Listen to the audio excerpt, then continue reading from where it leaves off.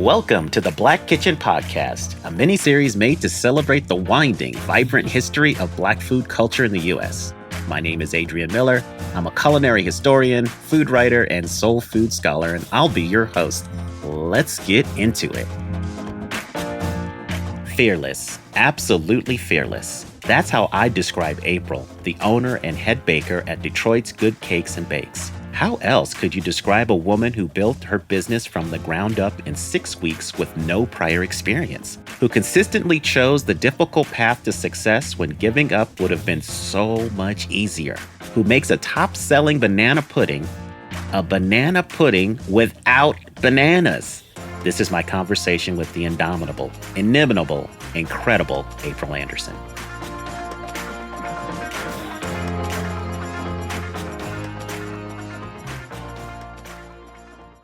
April Anderson of Good Cakes and Bakes, welcome. Thank you for having me. How are you today? I'm doing well. I'm eager to hear more about your story. So when I think of baking, I approach it with fear and trembling because of the precision required and all of those things. But you seem pretty fearless. So tell me, did you grow up baking? I did. I grew up baking with my mother and my grandmother. So when I was growing up, my mother used to bake pound cakes. And she would bake for everybody in the neighborhood. So like around Christmas, Thanksgiving, we would have maybe like 30 pounds of butter in the refrigerator because that's all she required people to bring her was butter and eggs. So I would be in the kitchen with her making cakes, mainly because I wanted to lick the bowl afterwards, now knowing years later that was the most dangerous thing to do, to just sit and lick raw eggs all day.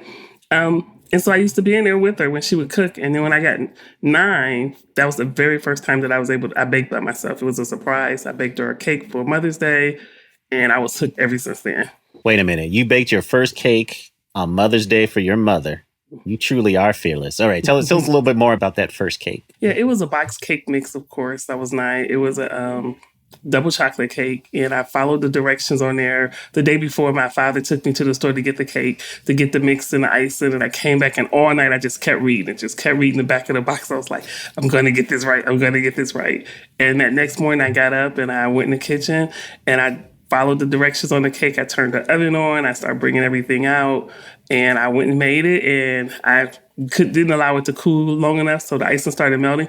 But I was so excited to get icing, and I wrote on top of it, Happy Mother's Day with the blue icing that I got at the store, and I was so excited about it. Please tell me you took a picture of that cake. So I do. There is a picture. It's distorted.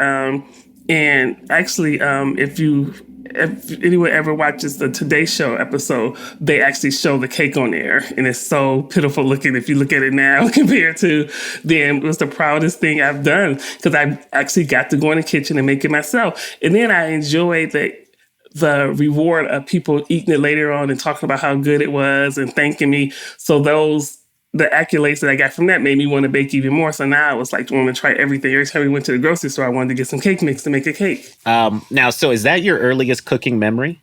Yes. Mm-hmm. Okay. That's a great one. Okay. Now, tell us, what are you by profession? What was your job before you pivoted to baking? So I have an MBA in corporate accounting. So I worked in finance for 17 years. All right. So how in the world does somebody who works in corporate finance pivot to being a successful baker? So 2 things is that because I always loved to bake, but give away my age, when I was growing up, there was no Food Network channel. There were no celebrity chefs, as well as I had a son when I was in high school. So to tell my mother I wanted to be a baker was like saying, oh, I'm going to work at McDonald's, right? And she was like, no, you can't take care of a child like that. So that's what made me go to school. And I've always been good at math. And another thing is that growing up, I was very shy. So I figured going into accounting, I wouldn't have to talk to people. I'd be just dealing with numbers. And then in 2009, I was reading I think it was like a Mother's Day or Women's Day magazine, and they were talking about cake decorating, that you can take cake decorating classes at craft stores. So I went to Michael's to sign up for the class, and when I got off work, I would go to class, and I realized that I didn't enjoy the making. I didn't enjoy the decorating the cake. I enjoyed making the cake to take to the class. So then that's when I was like, and at that time I had just started getting into looking at food blogs, and so in my head I wanted to start a food blog. So I was like, but in order to do that, I can't be making cakes from cake mixes. I need to know how to make all my cakes from scratch, right? So I was like, I'm going to go to school to learn how to make recipes, make my own cakes. And so I started looking into going to school for that. But in the midst of doing classes, I was like, hey, maybe I do want a bakery. maybe I want to open up a bakery. So I went to Michelle, who is my wife, and we hadn't even been married a year yet when I came to her and said, hey, I want to quit my job and open up a bakery. And then maybe like a month later, I came home and said, hey, I put my 2-week notice in today, just so you know. And she was like, what? I was like, don't worry, God got it. He gonna make sure everything works out. And so even though I left my job because I wanted to open up a bakery, I still didn't want to open it immediately. I wanted to have a year or so I can develop recipes. And so here in Detroit, they had just started with pop-ups where you get to be in this space for a designated amount of time, sell your wares. Up until that point, I had never sold to nobody. So even though I wanted to open a bakery, I'd never sold. So I had no idea if people really would like it. But when we did this pop-up, people who I didn't know came and purchased stuff. And it was like, oh my God, this is so good. You should open up a bakery.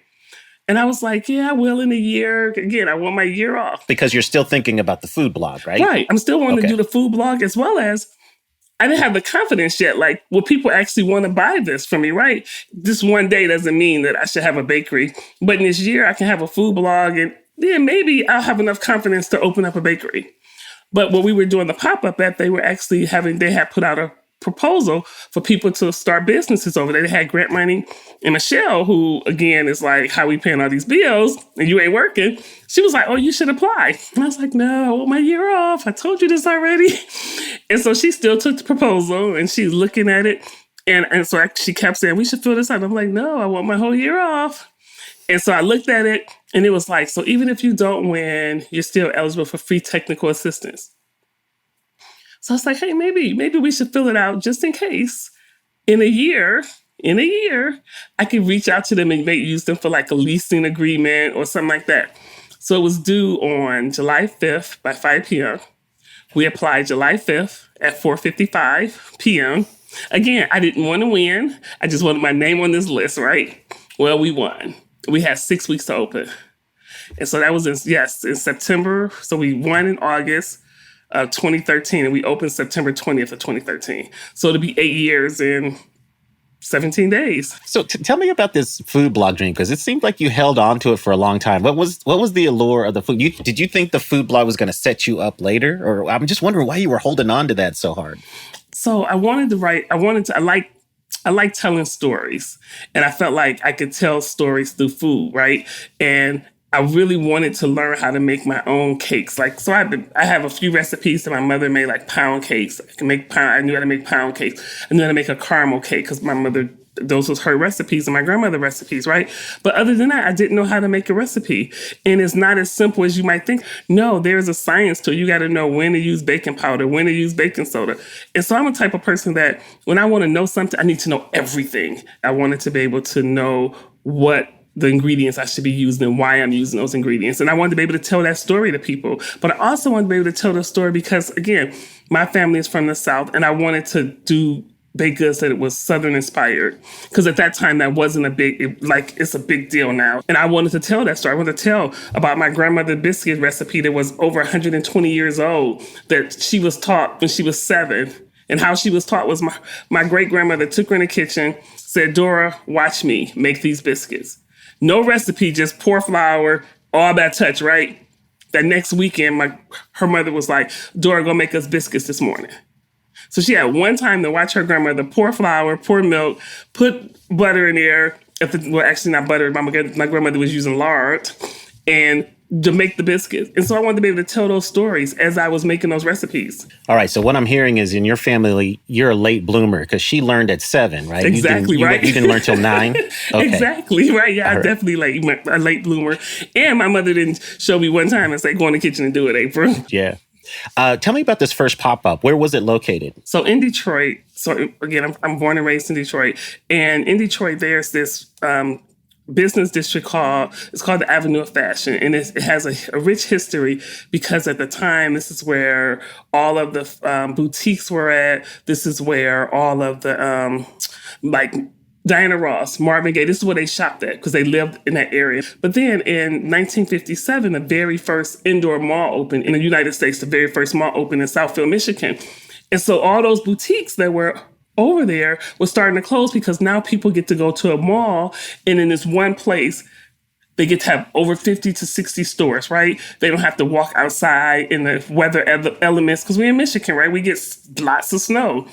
And so those stores started closing. And when they closed, nothing opened over there for over 20 years. There was nothing over there but hair salons, braid shops. And so there was grant money that was brought over there to revitalize that area and bring it back to life. And so that's where the pop-up was at, in this neighborhood, which is not far from where I grew up at. Okay, gotcha. Yeah. All right. So do you remember the very first cake that you sold? Yes. So it was Red Velvet Cupcake. And it was so funny because it was a young lady who was from Georgia. So I went to school in Atlanta. I went to Spelman College. And it was a young lady who came, and she's the very first customer. And she's like, I'm from Georgia and we make red velvet in Georgia, so this better be good. And I was like, it's good. You know, I still with that unsure. I said, it's good. And she brought it and she stood there for a minute and then she walked outside. And then she came back in like 2 minutes later. I was like, oh God, oh God, oh God. She was like, baby, let me tell you, this is the best red velvet cupcake I have ever had. And I hope my grandmother don't hear me say this, but this is the best. I'm curious because I've traveled the country, and so I've had red velvet cake in different places, and I've noticed variations. So is your red velvet cake more chocolatey? I don't know how else to... Okay, no. All right. And so that's when you hear people say, oh, it's just chocolate cake with food coloring. Well, first of all, we don't use food coloring. We use beet powder to color it. But people who say that are usually people who are using a mix. And that's all it is chocolate mixed with coloring in it. But red velvet technically it only has a teaspoon of cocoa powder in it. So you should only have a hint of chocolate taste. What gives it the red velvet is the chemical reaction from the buttermilk and the vinegar. Yeah. Okay, good. I'm glad you broke that down for us.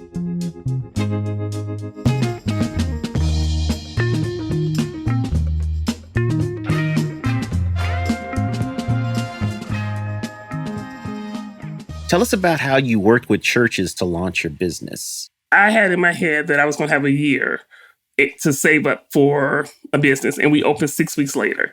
So I was a part of an organization called Food Lab Detroit. And one of the issues that people were having, because at the same time that we were starting, Detroit was going, we are Motor City capital, right? And all the automotive industry was really having a loss. So people was losing their job. So we had a lot of people who were part of Food Lab who were laid off from their job, but they were selling dinners. They were selling baked goods at farmers market, but they needed a kitchen to work out of in order to grow. And because at the time, we were getting a Whole Foods in Detroit. So in order to provide baked goods to Whole Foods or food to Whole Foods, you had to be in a shared kitchen, right?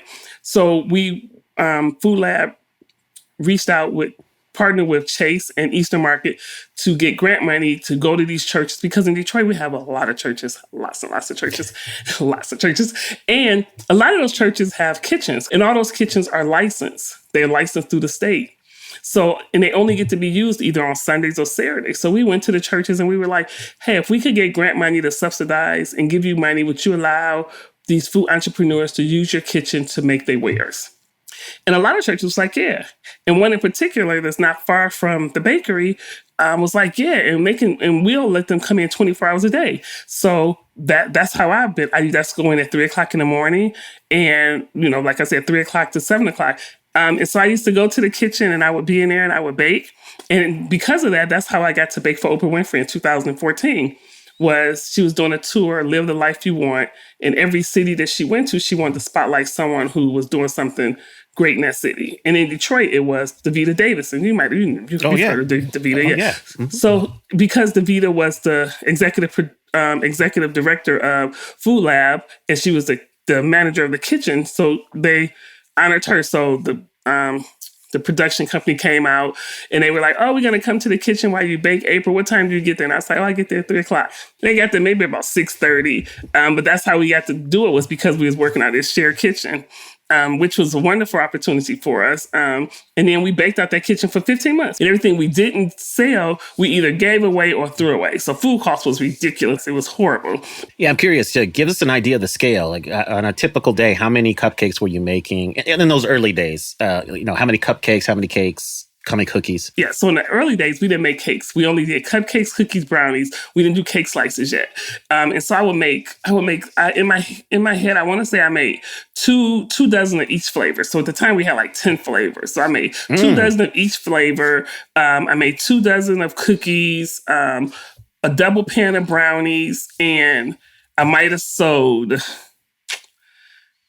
25 cupcakes a day. Oh, yes, exactly. That's a lot. That's a lot. But I had these dreams, like people are going to come. But at the time we first opened, there was nothing else over there. Again, remember I said this was an area that had a bunch of hair salons. So that was the reason why we didn't open on Mondays, because Black salons don't open on Mondays, right? They have a day off. So there was no reason for us to open because we didn't have, we had this great following. So the customers that we were anticipating getting were the customers from the hair salons that was around us. And then we opened on Sundays because there were several churches by us, thinking that people would come to us and get baked goods on their way home from church. And we might have got 4 or 5 customers on a Sunday. So everything that we did, so we would pack up and I would take it to my mother's house, and my brother and sisters would come and get it. So we realized the Sunday wasn't a good day for us, right? And so so because I'm an accountant and I'm a numbers person, I knew how much we had to be selling in order to hire people. Our business plan was to make sure we was hiring people, starting them off at $15 an hour. This was in 2014, starting people off at $15 an hour, regardless to your skill level, regardless to your knowledge. And we were focused a lot on hiring people coming home straight from prison. And at this time, in 2015 is when we started hiring, was able to hire. So we was open for almost 2 years before we could hire someone. And so up until that point, I was doing all the baking myself. So I was like, the first thing I need to do is hire someone who can help me bake. So we hired our very first person was a baker, and that person came home from prison who had no baking skill, no baking knowledge. And he thought he was just going to come and be like the dishwasher. And I was like, oh no.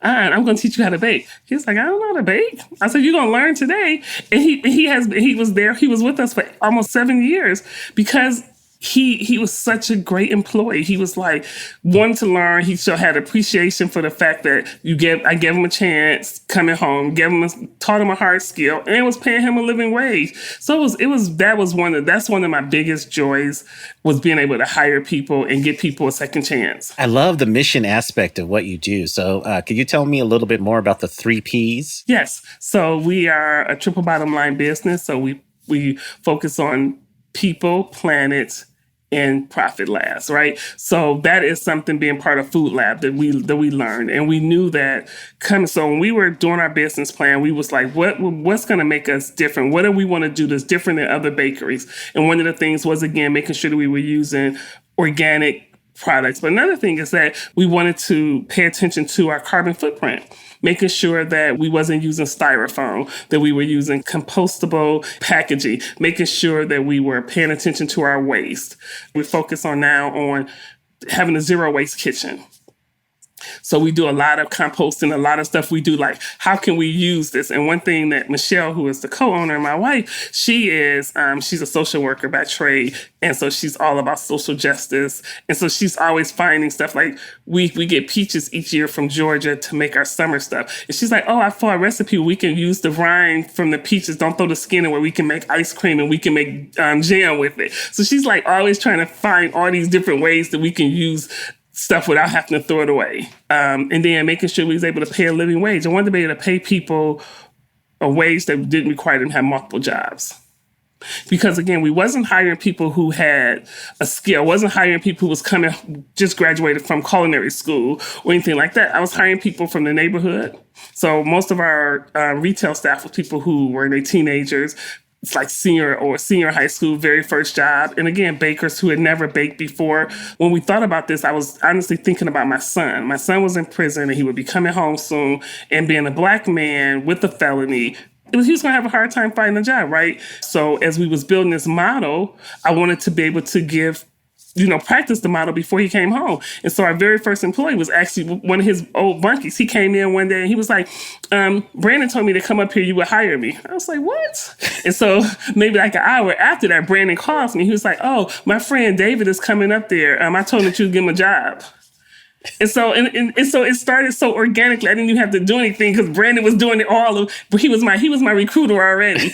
And David was the first person that we were able to to put this model to work for, right? And once we got it, then I went and got a relationship with the parole office so they can, give us employees when people's coming home who they, And one thing that we focused on we were very clear that I didn't want to know what people went to prison for. Didn't care. Only thing I cared about is that they wasn't a sex offender because I had an 8-year-old niece who worked at the bakery with us. Other than that, I didn't want to know. I wanted to judge people from who they were when I met them, not from their past. And it worked out perfectly for us.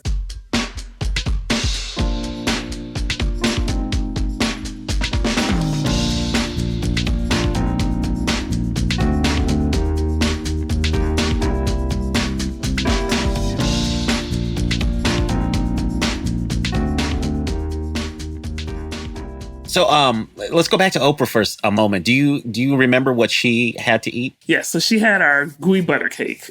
So a gooey butter cake is really a St. Louis staple item, right? It is something that we saw on television.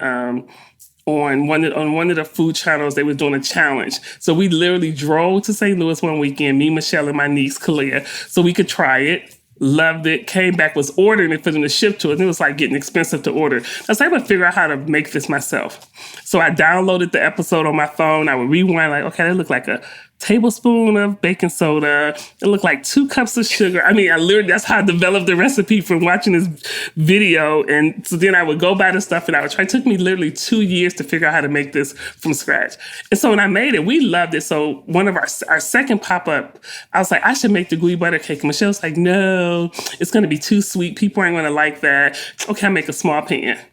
Just a small pan. So I made a small pan and I cut it up and I took it, I think it was like 10 pieces. And so she dropped me and Kalia off and we set up and the pop-up opened at 10 o'clock. At 11 o'clock, I called her and said, oh, all the gooey is gone. She's like, what? I said, yeah, I told you I should have made more.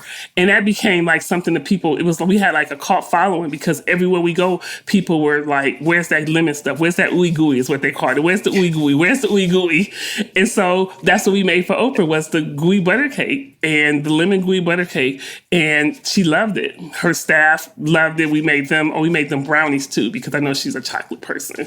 So we made brownies and we made gooey butter cake. Those were the things that people raved about was the gooey butter cake because it was something you couldn't get in Detroit. It was something that and then we had people who would come visit and people would be like, oh, it's a bakery to make the gooey butter cake. People visit from St. Louis and literally had this one lady who came and she got a piece and she said, my grandmother used to make this for me. She lived in St. Louis and I went there every summer with her and she took a bite and she literally tears got in her eyes. She said, this is my grandmother right here.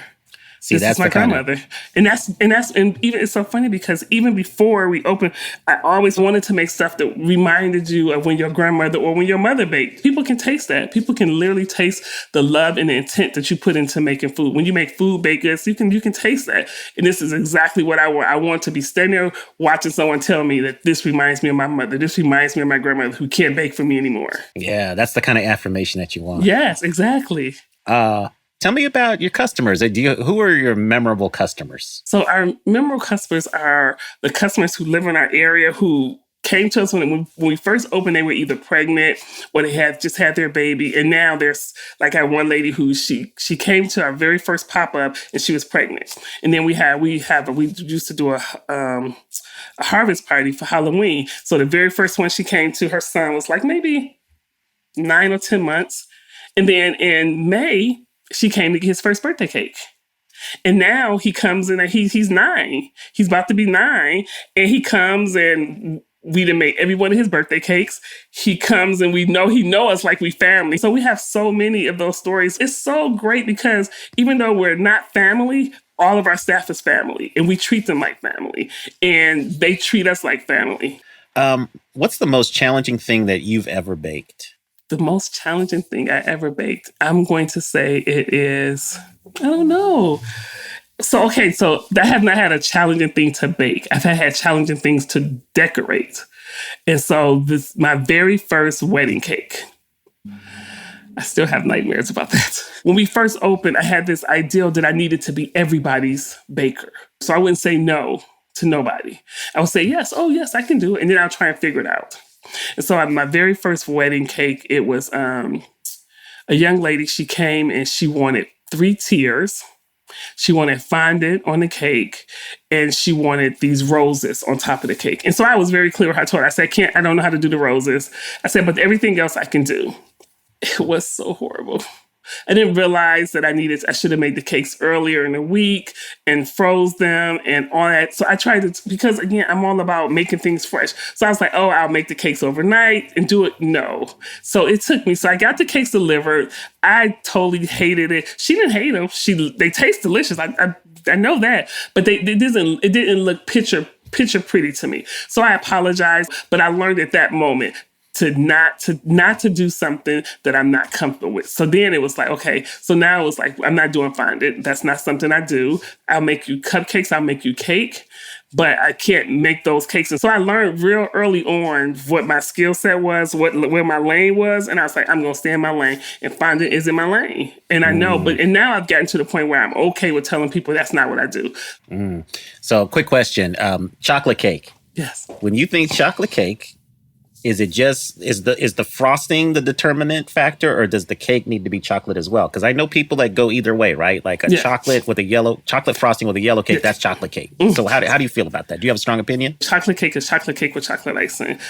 People love yellow cake, and I love yellow cake with chocolate icing too. But for you to say I want a chocolate cake, I learned early on to ask people, because like you said, people be like, oh, a yellow cake with chocolate icing is what I mean. Nope, it needs to be chocolate on chocolate for it to be a chocolate cake for me. Yeah. So we should call that yellow cake with chocolate frosting something else, right? Yeah, we got to give it another name. It's not a chocolate cake now. Okay. All right. I'm going to put you to the test. Okay. I want to know the one quintessential soul food dessert. And it is peach cobbler. When you make peach cobbler, do you like a flaky crust? Yes. And I'm total weirdo. I don't eat fruit and food, so I just want the crust and the juice. I just want the crust and the juice. So growing up, I used to get in a lot of trouble because I would go in the kitchen when everybody was eating, and I would just scrape all the crust and pull all the juice. So people go in there and get the bottom crust and a whole bunch of peaches. But when I make it for people, I make it with 2 crusts, so it's like a double layer. So you got peaches, you got crust, you got peaches, you got crust. And it's an all butter crust. It's very flaky. The crust is made overnight, so it's able to sit in the refrigerator with the butter and get cold. And that's how you get the flakes, is because when the butter melts in the heat, it puts these air pockets in there. So that's where you get all the flakiness from. Oh, interesting. So one trick is to make it and then refrigerate it. Refrigerate it, yes. Okay. And you like your filling more on the juicy side? Yes, I do. Okay. See, that my father's like, that's what makes it a cobbler. Otherwise, yes, exactly. It's pie. There you go. Exactly, yes. All right. I am the weirdo when it comes to that. I know fruit. And it's so weird because we make a banana pudding. So we make the banana pudding. Of course, we put bananas in it. But I will always make one with no bananas, because I don't want the bananas, and I just want the cookies and the pudding. And one day a customer came in, and he was like, I wish I made some banana pudding with no bananas. And I was like, oh, I do make it. That's how you mess. He's like, oh, you got one? And I was like, yeah, I got one for me. He's like, oh, let me buy that. And so I said, okay. And so now it became every week he would come. And so then I would make a couple with no bananas. And now literally we sell more no bananas than we sell banana pudding with bananas. All right. You are tripping me out. I know. First of all, what are the chances of that even happening? I know. That a customer would... Exactly. And I was like, okay, this is just like a one-off. And then he came in, and then another customer heard him say, oh, they make banana pudding with no bananas? I want one. And I said, oh, God. So then we make a couple. And now, literally, so now in the display, we have one to say bananas and one of, and then you'll see people now reading, they'll be like, oh, hey, such and such, they got banana pudding with no bananas. It's like, are you serious? So now you got people like, I want the one with no bananas. And we literally sell more of those than we sell with bananas. Are you messing with me? I'm not. I'm telling you the truth. So is the key just the custard and the vanilla wafers and all of that? So we don't use vanilla wafers. We use a butter shortbread cookie. All right. Now, this is a little bit of a curveball question. Mm-hmm. There's a very vigorous debate about sugar and cornbread. And there are a number of people who think if you put sugar in cornbread, it becomes cake. Just wondering if you have a strong opinion about that. I feel the same way. I don't want no cornbread that tastes like cake. I don't want no sweet cornbread. I want to be able to taste the cornmeal. And it's so weird because I'm a person who likes sugar and everything. I want sugar on my grits. I'm a sugar on my grits person, but I don't want it on my cornbread. And it's because I eat my cornbread with my greens and my black-eyed peas, and I mix it in like my grandmother. When we were growing up, my grandmother, that's how she gave it to us. She mixed the cornbread, and we didn't use a fork. We used our hand, right? We ate it with our hands. So I don't want to it would be like eating cake. So like, when I go to people's house and they make that Jiffy cornbread, it's like cake. I'm like, and I can't eat that with my greens, and I don't even want the greens because I ain't got no cornbread to go with it. I'm not about to put this cake in there. So yeah, I am a person. No, we don't put sugar. We don't put sugar in our cornbread. No. Gotcha. Well, April Anderson of Good Cakes and Bakes, thank you so much for sharing your story with us. Thank you so much for having me. That was my interview with April of Good Cakes and Bakes, and let me say, not only am I inspired, but I'm also hungry. Lucky for me and you can purchase treats from Good Cakes and Bakes at their website, www.goodcakesandbakes.com, and they ship nationally. Well, that's all from me. Thanks for tuning in. I'm Adrian Miller, the Soul Food Scholar, and I'm out.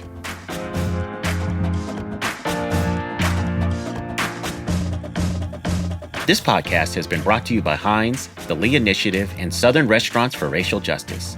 You just heard from one of the more than 60 restaurants in our 2021 Black-owned restaurant cohort. To learn more about this partnership, visit theblackkitcheninitiative.com.